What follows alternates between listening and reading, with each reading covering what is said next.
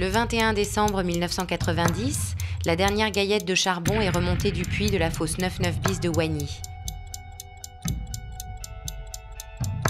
Ainsi prend fin l'exploitation minière dans le Nord-Pas-de-Calais.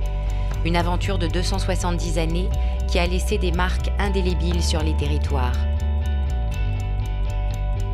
Il faut patiemment réaménager. Mais comment transformer l'archipel noir?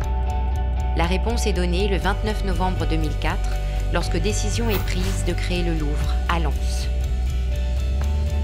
Un projet inédit, là où peu de gens attendaient la venue du plus grand musée du monde, un autre Louvre à Lens. Implanter le Louvre à Lens, c'était un défi aux multiples facettes. C'était d'abord, pour un musée national, pour le plus grand des musées nationaux finalement, donner une nouvelle forme à sa dimension nationale en prenant une incarnation ailleurs qu'à Paris, en prenant une incarnation sur le territoire. Derrière le projet du Louvre à Lens, il y a cette idée très forte qu'un grand projet architectural, qu'un grand équipement culturel, c'est aussi un vecteur de dynamisme économique, c'est aussi un moyen de donner une nouvelle identité, de donner une nouvelle force à un territoire sans jamais qu'il renie son passé. Assumer un passé industriel douloureux mais prestigieux, le bassin minier du Nord-Pas-de-Calais l'illustre le 30 juin 2012 lorsqu'il est inscrit au patrimoine mondial de l'UNESCO. Cette inscription à l'UNESCO, pour nous, c'est d'abord donner de la fierté et de la reconnaissance aux habitants du bassin.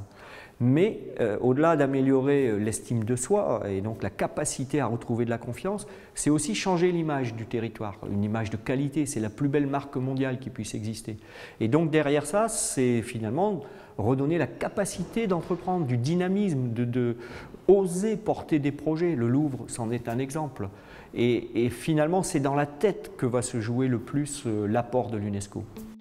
Avec les acteurs économiques, les collectivités ont constitué l'association Euralens.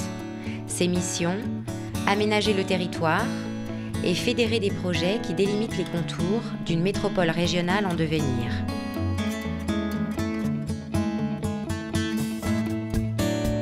Mise en place d'un nouvel habitat à Méricourt, avec ses écoquartiers autour d'une nouvelle médiathèque.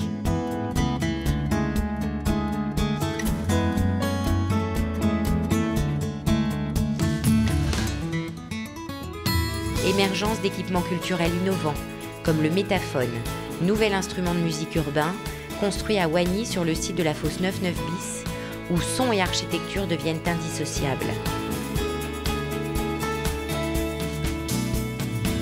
Lancement d'organismes de formation à l'image d'Euralogistique au sein de la plateforme de Dourges, le plus grand terminal multimodal au nord de Paris.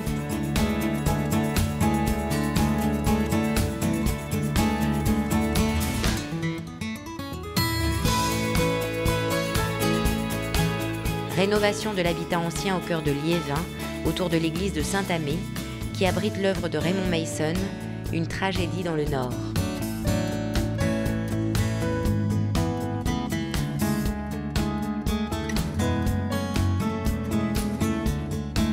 Le Louvre-Lens est le cœur d'un futur archipel vert.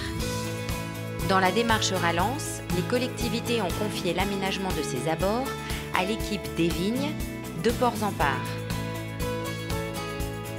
À partir de la gare, les accès immédiats au Louvre s'ancrent dans l'histoire du territoire puisqu'ils sont constitués par les cheminements qu'empruntaient les mineurs pour descendre à la fosse 9.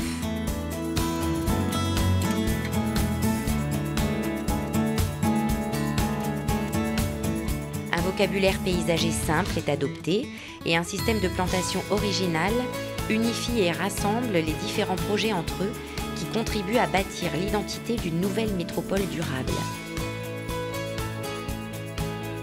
Le Louvre-Lens, c'est le musée dans la ville, le musée dans la vie. Le Louvre-Lens, avec l'ensemble de notre beau réseau de musées régionaux, c'est la région Nord-Pas-de-Calais, la région des musées. Le Louvre-Lens, aux côtés de Mineurs du Monde, l'histoire sociale des mineurs, avec notre bassin minier classé patrimoine universel de l'humanité. Le Louvre-Lens, c'est la vitalité sociale et économique retrouvée, c'est le bassin minier réenchanté. Le Louvre-Lens, c'est la France qui dit merci aux mineurs.